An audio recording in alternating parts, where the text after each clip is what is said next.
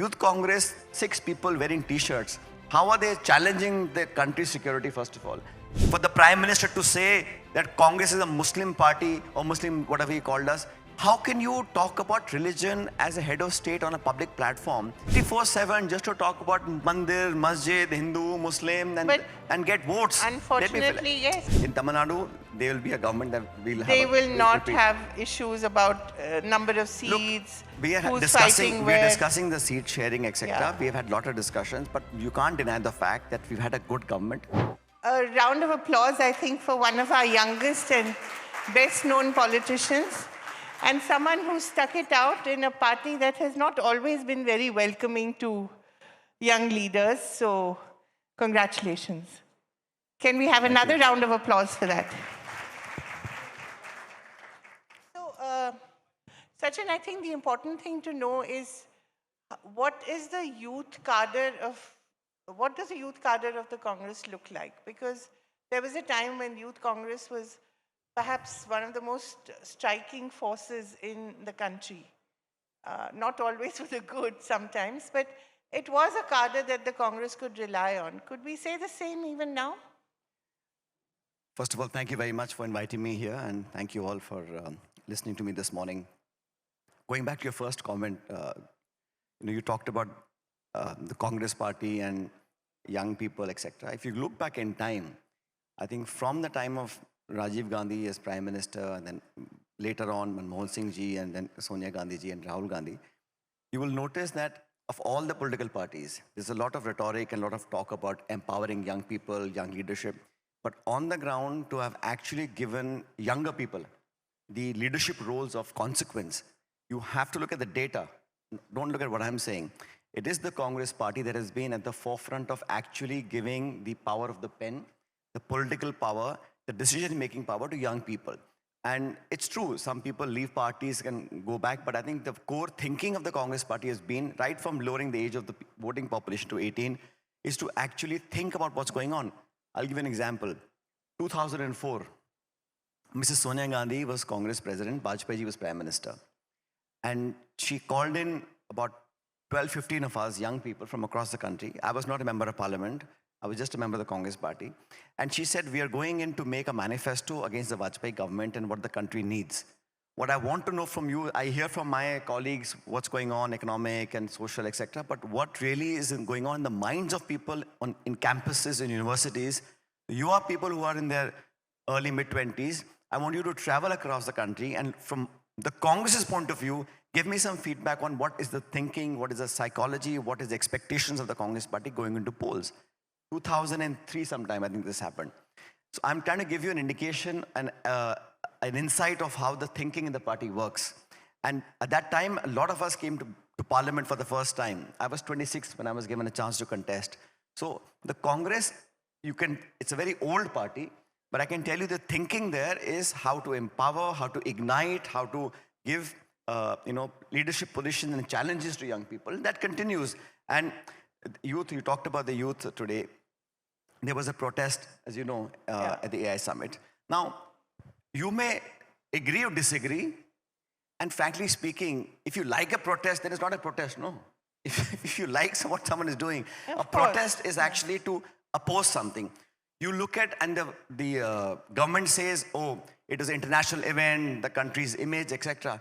If you take a step back and look at any global event, a climate summit, a G20 summit, a G77 summit, across the world, globally, any large city, there have been protests. Sometimes not peaceful protests, but all those governments have actually restrained them, respected the protest, and carried on with the activity. But here to cry foul as if, some great challenge to our sovereignty has happened, that is wrong. So Youth Congress, 6 people wearing t-shirts. How are they challenging the country's security, first of all? And look at the way they've treated the president of the party. He wasn't even there. They put him in jail, some remand, some really serious charges. This is being done to give a message to any young person in this country that if you dare to oppose, however benign your protest must be, you will face this consequence. That, to my mind, is a very, very negative approach. To not allow dissent, to not accept differing views, to put the brute force of the state and put you in jail and demoralize you and subjugate your voice Those things, I think, are not acceptable in a free, robust democracy like India. There are two things that you talked of. One, you mentioned Mrs. Gandhi. That is 23 years ago. That's 2 generations ago. And Kaveri, it takes a decade or two to grow and nurture talent. One is to just But show, has the same- one is yeah. to just show a young face, this person is doing this job in my party or my government. But to allow people to grow, to nurture, to strengthen, to learn, it takes 10, 15 years to develop a leadership. And a whole generation gets developed. I mean, Rajiv Gandhi, when he became Prime Minister, he encouraged so many of his younger colleagues to come into, and they have, some of them continue even today. So it's a cyclical change. I gave you that example to tell you that Congress, being the oldest political party, still has a very young mindset of focused development of leadership at that range. But the same thing has not happened with Rahul. When was the last time he called 10 or 15 of you and said, this is what I want you to do for the And next unfortunately, generation? last few years, what the Congress party does not get the attention of the mainstream media, either television or newspapers. I There can tell you you. go, blaming the media again. If you don't, again, if you There know are what. now so many no, other Kaveri, hang on. avenues. Let me say, I was talking about the government. Let me put you on the dock. Yeah. You must also have the patience to hear. Of One word you say about the media, and up she goes in arms. I mean, that's also not No, correct. no, where You've are been my talking. arms? No. just I saw said- your reaction. आप बोले कांग्रेस के बारे में बोल रहे हो, ये नहीं है, वो नहीं. I'm quietly responding to all your questions, which are, quite.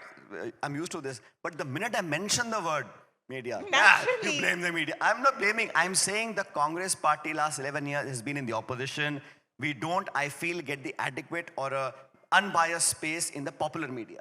Not to say that we don't convey our messages through Yeah, public that's meetings and what I was social trying to media. say. No. So I'm saying that Mr. Gandhi and Mr. Kharge, all of us, we meet often enough. And now I'm at an age where I myself am trying to nurture my next generation. Exactly. Right? And I've done that. I was president of the Rajasthan Congress Party for almost 6.5 years. As many people as I could of a younger generation to make them sarpanches, Jila Panchayat members, mayors, MLAs, candidates for Lok Sabha. I've done that. So it's a hand-holding thing that every generation does. And I can tell you, in my party, we've always tried to do it. Now, other parties can speak for themselves, but in the Congress, even today, whenever I'm given a task to work, I ensure that I speak to people and let them know in the last 25 years, this is what I've seen, good and bad. And my experiences, both good and bad, need to be shared. Otherwise, what is the point of me getting a chance so early in life if I'm not able to pass that forward? Absolutely, well said. But I think the other point I was trying to make before you jumped on me is that She's still sensitive about that. obviously So we're now, all sensitive when you about when you talk about Congress getting old, dynastic politics, your government was corrupt, I answer your questions politely. The minute I mention it, the media, oh my God, she just. because It's okay, because it's okay, there are it's okay, other it's there are all sorts of media now, and thank God for that. I think the point was about dissent, and you talked about young people. But my question is also, why do young people seem to be so comfortable with the state of affairs? You go out, you talk to young people, you meet them. Why does there not seem to be more anger about That's the a issues that you very good that you question, raise and all the time? Like, I agree with what you said. Thank and, God. And listen to me, why? This is the reason for it. In the last 20, 25 years since I've been in public life, I have seen in this country various shades of government. There's been, Vajpayee ji, and Devegowda, Chandrasekhar, Indrakumar Gujral ji, Manmohan Singh ji. During many governments, irrespective of what shade of government you have in New Delhi, there were large movements. Now, there were student movements, there were labor movements, there were social movements. Of course, you can criticize why do you have strikes, why do you have shutdowns, why do you have dharna, pradarshans, etc. I mean, you had an anti-corruption movement. You Yes, had I the know. agitation But on there is a Nirbhaya. there is a reason why in the last decade or so, there has been a steady and a dramatic decline in outbursts of protest and demonstrations and mass movements. And that is being done, I think, there is a certain ecosystem being created where there is absolutely zero tolerance for anyone or anybody trying to say something that is differing ideologically and politically from the people in Delhi. That's not a good sign. Because earlier, when UPA government was there, the left party was actually supporting our Yeah. government, but they were still agitating and protesting. And I'll give you one example because this is election time also. When Mr. Trump decided to have a deal with India, I mean, he decided, he posted on Twitter, this is what we're going to do. And the party that has actually opposed the US all through are the left parties. They pulled out from the UPA government because of the Indo-US nuclear deal, which was a deal made to make India a nuclear power state. Even then, the left parties pulled out of government. Today, when Trump has imposed an 18% tariff, almost suicidal for our cotton farmers, soybean farmers, corn farmers, and milk production, etc., and flooding the Indian markets with the US goods at 0% tariff, and we pay 18%, there is not a murmur from the left parties. So, there is a lot of realignment of positioning happening, and the same BJP, for example. When we were in government, we opposed FDI in retail, we opposed FDI in defense, we opposed the Indo-US nuclear deal, we opposed Aadhaar card, we opposed GST. Of course. And the same things today. Yeah. Same thing today, it is my dear friend Donald Trump is doing this. So I'm saying how things are changing. Also, people of this country are seeing through the different positions you take and ideology if you're in government or you're in power. But it is not reflected in your votes. Now, you see, votes, I can tell you, we have won 2004 and 14, 9 elections, but 2024, against what you perceive, the NDA number of MPs and the India Alliance number of MPs, the gap is about 40-45. It's 292 versus 232. So it's not that the mandate in this election was a sweeping support for the BJP. They've got two allies without which the government couldn't be formed. It was a fractured mandate. So the difference in vote share and number of seats is not as large as it's been projected. Is still 99. But we're allies. I understand that, but we have doubled the number of seats. BJP has come down from a claim of 400 to 240. And but India Party you can Alliance. only go up from rock bottom now. You can't go lower than rock bottom. If you want to be pessimistic, sure, but I look at it the positive way that we were actually almost half, now we are 100, and we're going to go ahead. So the India Alliance, we fought the election as alliance, we had seat sharing. The difference in the Lok Sabha is actually quite small. But the perception is that it was a sweeping mandate to the BJP. It is not. They came down. They came down 60 seats. We came up 50 seats. Yeah, but I think the point I'm trying to make is that young people, as a rule, all over the world, and we see it in our neighbors as well, are always unhappy with the status quo. And as they should be. In a country like India, where there's still so many shortages, especially on jobs, and that's something your leader has also talked about repeatedly, why are they still not in a position to be angry? Why do they not vote for your party? Is it because the issues that you pick up don't resonate? You're equating wrong things. You're saying people should get angry. I'm not saying that they should get angry. They should be angry for whatever reason. There are reasons for them of course, to be angry. I am just making two simple points. And this country, we had a very robust agitational politics. That has now come to a standstill. I don't see any political party, at least in the opposition, except for the Congress, which is actually making a noise. Where is BSP? Where is left parties creating a national movement, right? So that is one change. The other change is that when I go out and seek votes for my party, I don't want to seek a negative vote. I don't want to criticize, blame, find faults, and then say, well, they are bad, so vote for us. I want to be a positive political worker. When I go and say, here's what's happening, here's my alternative plan. Here is my blueprint. This is what I want to do. So show your vision, show what you want to do, and that roadmap should be more attractive. And to my mind, young people today, you may not feel it, but there is a growing dissent and dissatisfaction for jobs. Look at the job situation. For the first time, after a very long time, there is a higher employment in rural areas, which is not a good sign. That means highly educated, skilled people are going back to rural areas for substandard jobs. And today, employment is one issue, underemployment. You have overqualified young boys and girls who are taking up jobs that are far below what they should be, their caliber is. And look at the disparity, what's happening today. 1% of India, 1% of Indians own 40% of India's assets. And the bottom 50% own 3%. Income disparity, wage disparity, wealth disparity. This is causing huge fault lines in our society, and young people feel it the most because young people today, unlike 20 years ago, know what's happening around the world. You have social media, mobile phones, you know what's out there, and that expectation is not being met. So today what we have is a demographic dividend because young people, educated, talented, but in 15, 20 years' time, this will become a huge burden. because we'll have older people who are not gainfully employed. We have no large social security So, net. So the problems I'm saying are very large. They have to be tackled. But I do agree with you that the kind of resentment that should be publicly seen is not being seen. so is it because your leaders are unable to pick on the right topics and channelize what clearly must be some dissatisfaction? Because you see the on ground reality, people don't have what they want, and especially young people.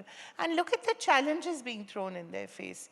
Look at AI, look at the lack of jobs, look at the failure of competitive exams, look at the, you know, exam leaks, all the things that your leader talks about, but is unable to focus on one aspect perhaps, which can channelize all this anger. Do you feel that there is an inability of your leadership to focus on the right topic and to go hop from topic to topic?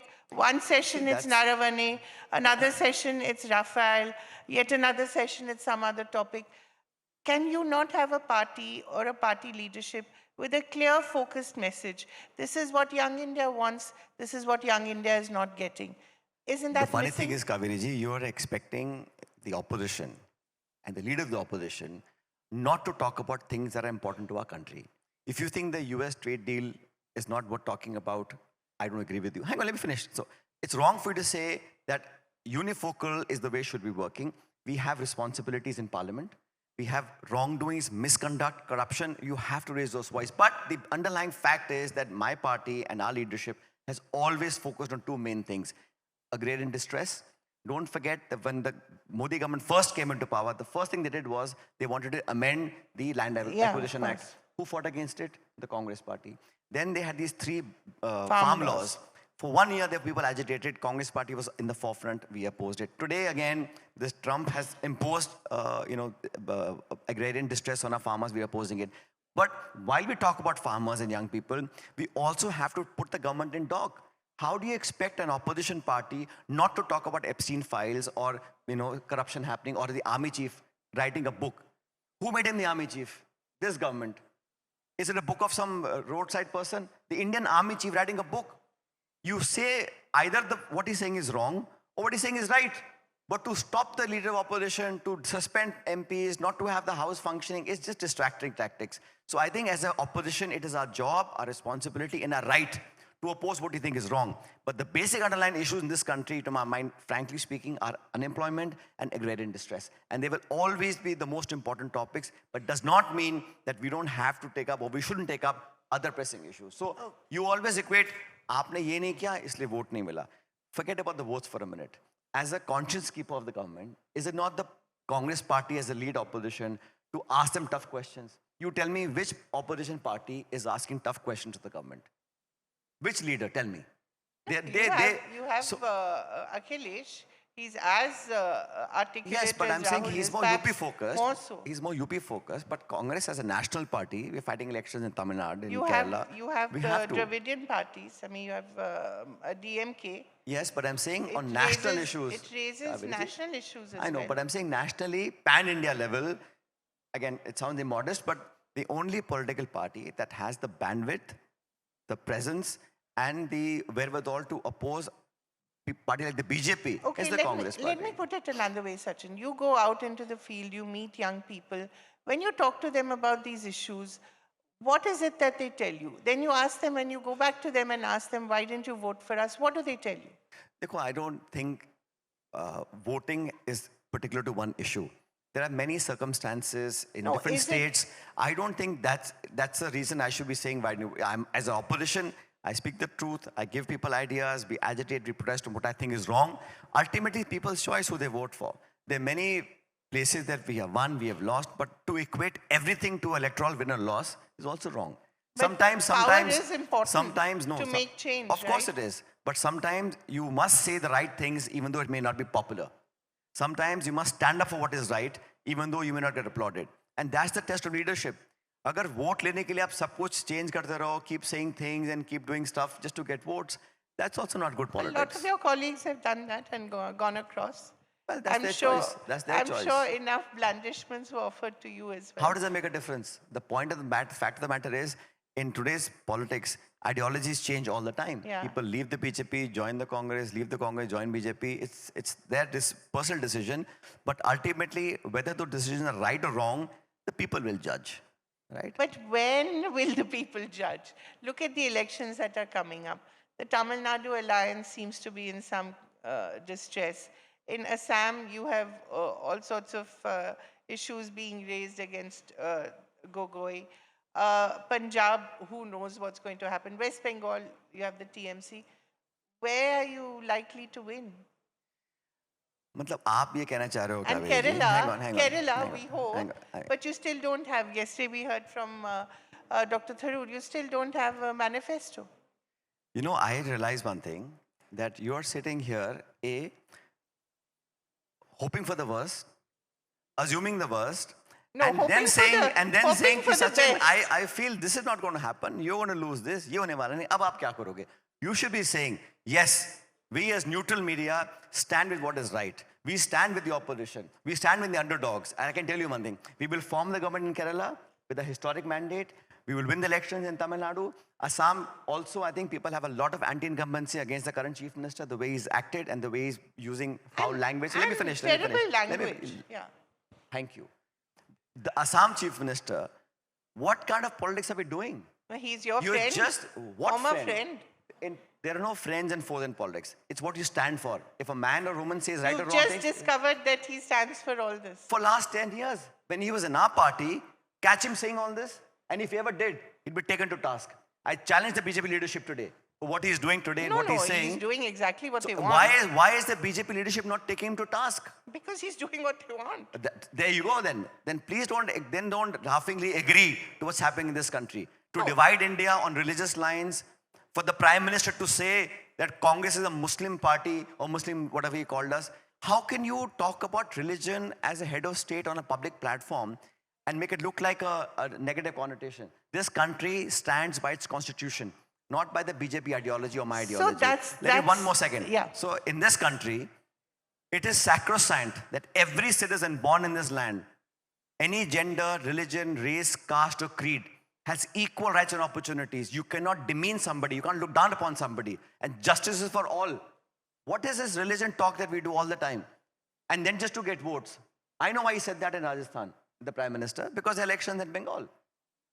24/7 just to talk about Mandir-Masjid, Hindu, Muslim, and get votes. Unfortunately, yes. Votes is the point. So unfortunately for you, as an educated person who's such a senior journalist, why must you always follow the votes?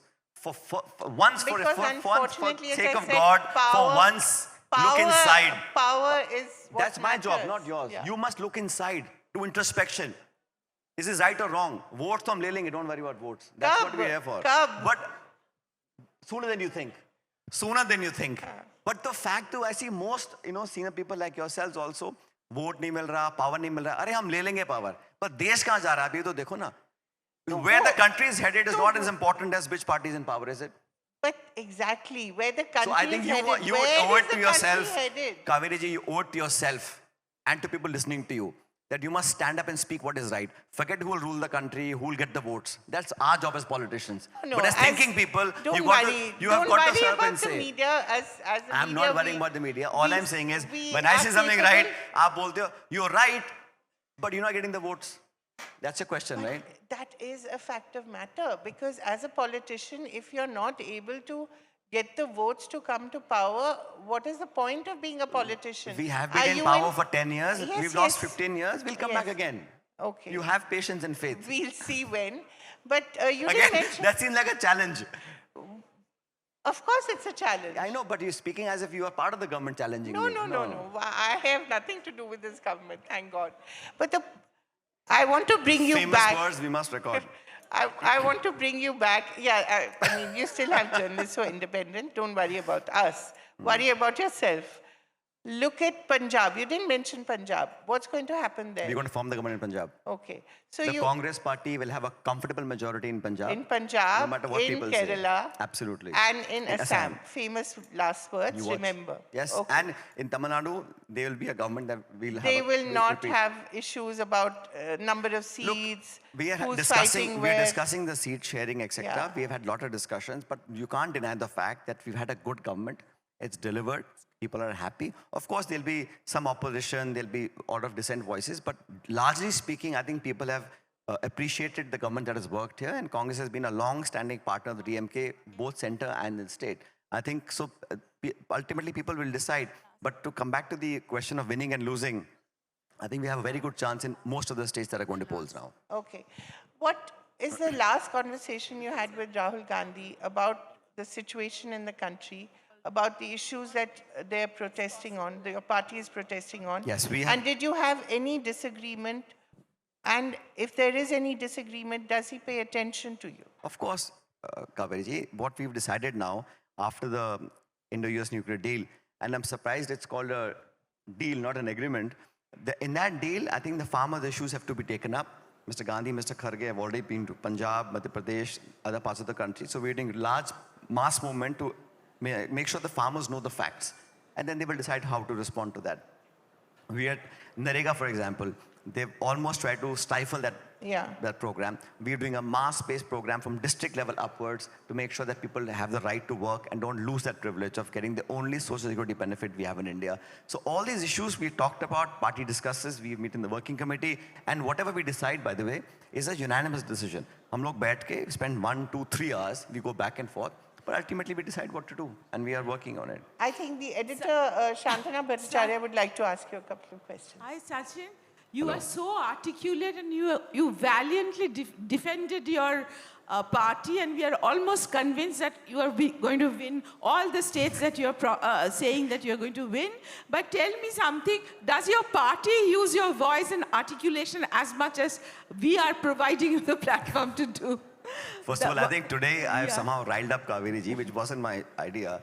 But, No, but we got it's a good important. conversation, I'm happy. It's important to get the person asking the questions also to be riled up. Yeah. But I'm sitting here today voicing my party's opinions, and I do it across the country. I don't think there's been an election in this country where party has not asked me to campaign. I'm in charge of Chhattisgarh. I'm the observer for the Kerala elections, and I'm doing the best I can for my party. Anything else? Yeah.